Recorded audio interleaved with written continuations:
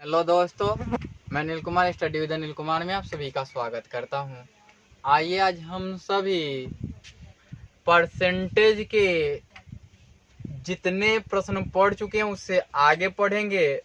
और मैं आपको बता दूं कि ये सभी लूसेंट के प्राथमिक अंक गणित से मैं पढ़ा रहा हूं। आपको मैं वो चीज सिखा दूंगा जिससे आप किसी दूसरे को बता सकते हैं, और बताएंगे तभी आप कुछ सीख पाएंगे, अन्यथा नहीं सीख पाएंगे। पीपीटी जैसे लगा हुआ है, मैं प्रश्न पढ़ूं। 7 नंबर प्रश्न का लगभग 10 प्रश्न है। 10 प्रश्न को सॉल्व करते हुए आप बहुत कुछ सीख पाएंगे। तो पहला मैं एक बता देता हूं कि मेरा रूल है कि मैं पहला खूब बारीकी से, खूब इत्मीनान से एक एक स्टेप बताता हूं, फिर अगला से मैं नहीं बताता हूं। तो लिखते हैं 7 नंबर और हल लिखते हैं। 7 का 1 का हल है, और देखिए दिया हुआ है ना कि 25 जो है ना, 75 का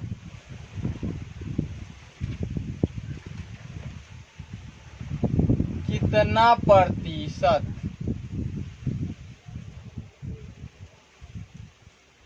है, यही चीज दिया हुआ है। यही चीज क्या है, दिया है। आपको यहाँ दो चीजें दिख रही होंगी। एक तो 25 के बाद कामा दिख रहा होगा, 25 के बाद कामा दिख रहा होगा। ये प्राथमिक अंकगणित के लिए है, ऐसा नहीं सोचने की कॉम्पिटिटिव है। एक बार किसी स्टूडेंट ने मेरे को मैसेज किया कि सर आप बोलते हो कि मैं बेसिक्स पढ़ा रहा हूँ लेकिन आप कॉम्पिटिटिव पढ़ाने लगते हो। ऐसा कुछ नहीं है। मेरा उद्देश्य है कि घर का नींव कमजोर हुआ तो ऊपर का मंजिल भी कमजोर हो जाएगा, इसलिए नींव ही मजबूत कर दो, मंजिल अपने आप से मजबूत हो जाएंगे, है ना। तो आज आपको पता चल जाएंगे कि आपने जो मैसेज किया था उसमें कितनी सत्यता है। देखिए, मैं पहले ही वीडियो में बार बार कह दूं तो वो बेहतर नहीं है। जहां से आपके सवाल का जवाब है वहीं से मैं जवाब दूंगा, है ना। तो देखिए, यहाँ 25 के बाद कॉमा लगा हुआ है और 75 के बाद का लिखा हुआ है ना। तो इस प्रकार के प्रश्न को हल करते समय प्रतिशत पूछता है, फ्रैक्शन अर्थात की फ्रैक्शन बनाते हैं, रेशियो बनाते हैं, है ना। इसमें बहुत सारे के प्रश्न बनते हैं और इसमें टाइप्स बनते हैं। तो मैं इसमें आपको एक चीज सिखा दूंगा, यही कि फ्रैक्शन में कैसे बदलते हैं, इसको रेशियोज में कैसे बदलते हैं, और इसको कहते हैं कि कितना भाग है, ये चीज भी मैं यहाँ बता दूंगा। भाग यानी फ्रैक्शन है, परसेंटेज तो बताना ही है मुझे, है ना। तो आइए देखते हैं। तो जिसमें का लगा होता है, तो का जो है वो बड़ी संख्या है या छोटी संख्या है उससे मुझे कोई मतलब नहीं रहेगा। का यानी कि हर बनेगा, है ना, जिसमें का लगा हो। ये बेसिक्स क्लास के लिए मैं बता रहा हूं, याद रखिएगा, कॉम्पिटिटिव के लिए नहीं। जिसमें का लगा हो, है ना। और अंश कौन बनेगा, अंश बनेगा जिसमें कामा हो या लगा हो। तो यहां देखते हैं कि लिखा मैंने, अब 25/75, क्योंकि अंश बनेगा कॉमा वाला पार्ट और 75, ये 25/75 लिखते ही 1/3 फ्रैक्शन आ गया। क्या आ गया, 1/3, ये भिन्न हो गया, फ्रैक्शन हो गया। इसको क्या बोलते हैं, फ्रैक्शन बोलते हैं। इसको रेशियोज में लिखना हो तो 1/3 को 1:3 में लिखते हैं, ये रेशियो हो गए। इसको हिंदी में अनुपात बोलते हैं। आपको मैं बता दूं कि परसेंटेज में चेंज करने के लिए क्या करते हैं, 100 से गुणा करके परसेंटेज का चिन्ह लगा देते हैं, ऐसा तो हम सभी जानते हैं। तो 25 तिहाई 75, और आप जानते भी हैं कि 1/3 गुणा 100% को 100 को भाग देते हैं तो 33 से ही 1/3% आ जाता है।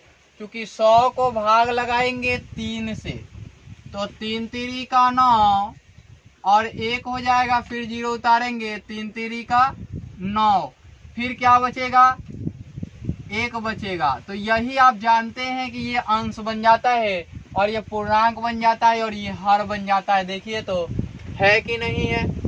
अगला प्रश्न देखते हैं।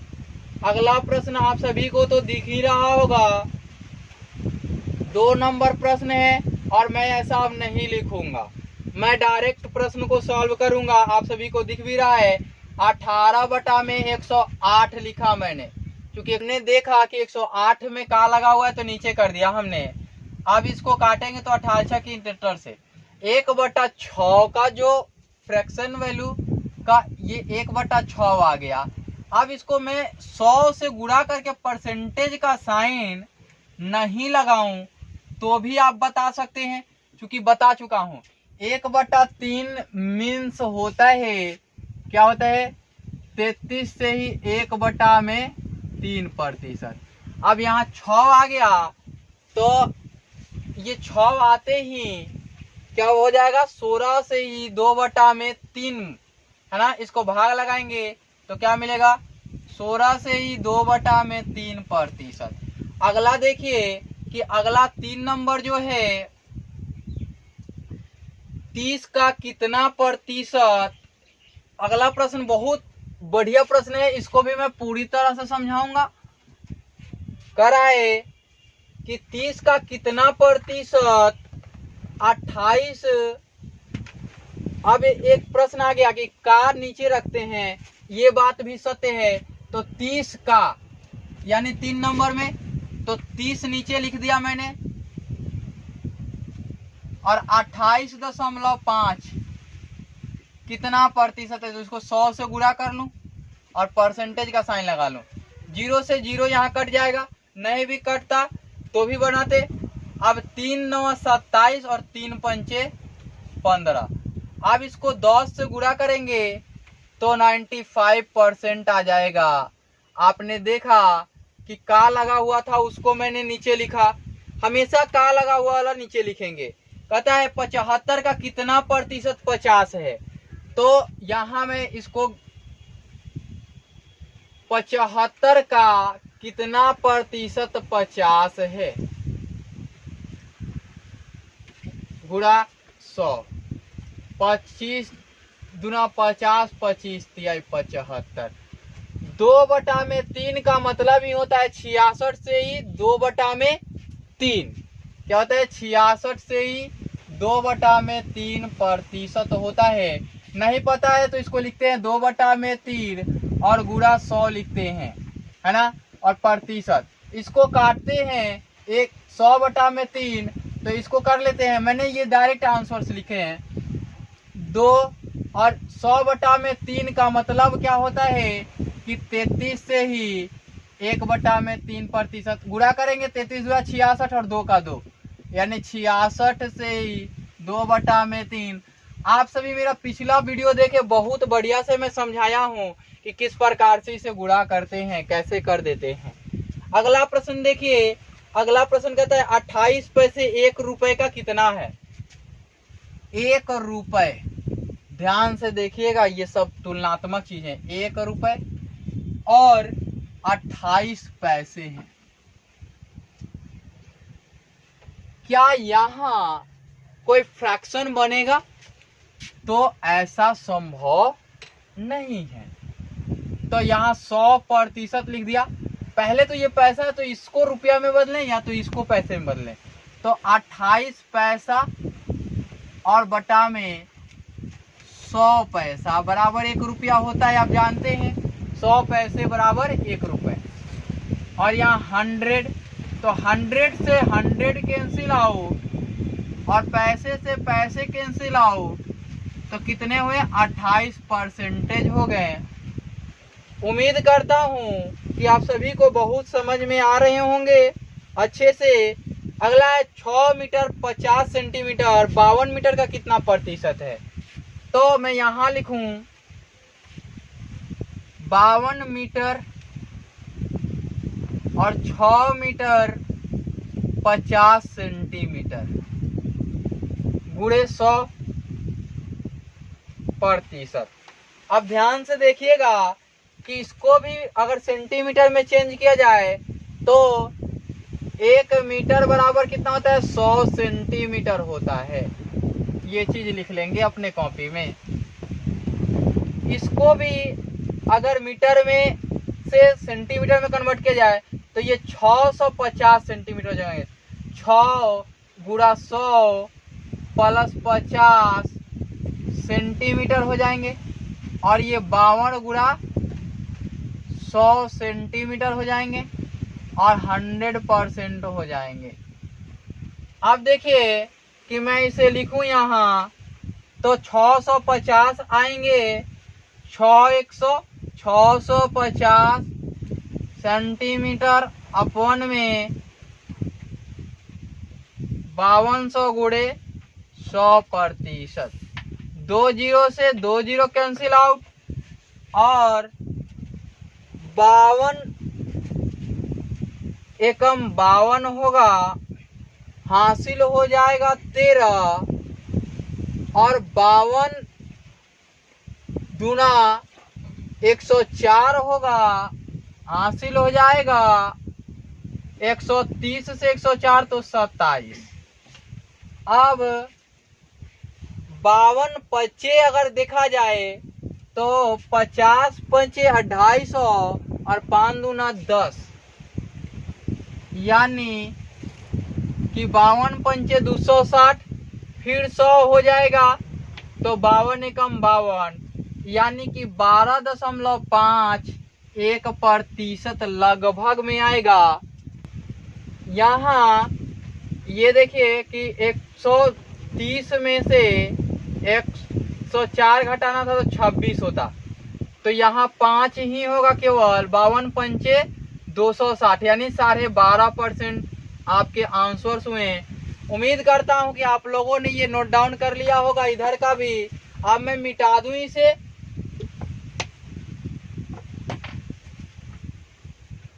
अब देखिए अगला प्रश्न कहता है कि 19 ग्राम 900 डेकाग्राम का कितना प्रतिशत है?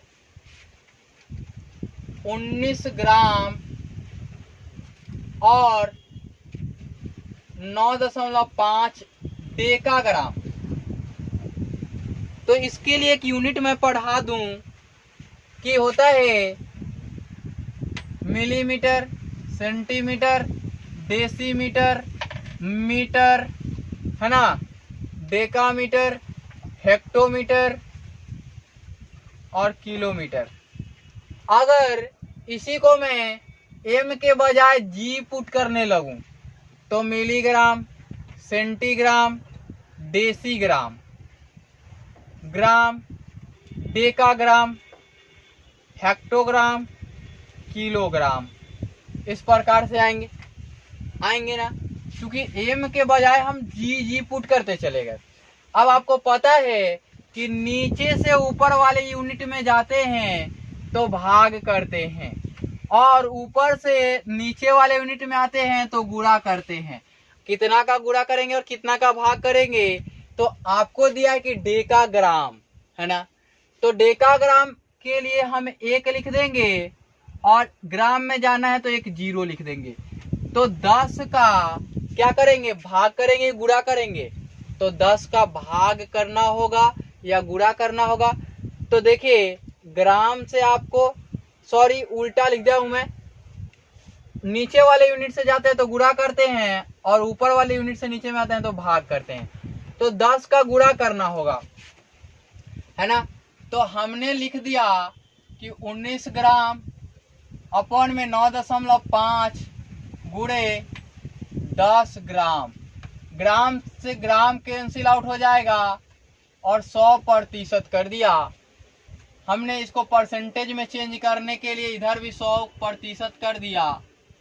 तो देखिए कि ग्राम से ग्राम कैंसिल आउट 9.5 से 2 बार में, और ये कट जाएगा 5 बार में, और ये कट जाएगा 20 बार में। तो कितना प्रतिशत हुआ? 20%। अगर थोड़ा भी तेजी लगा हो तो एक बार और सिखा देता हूं मैं।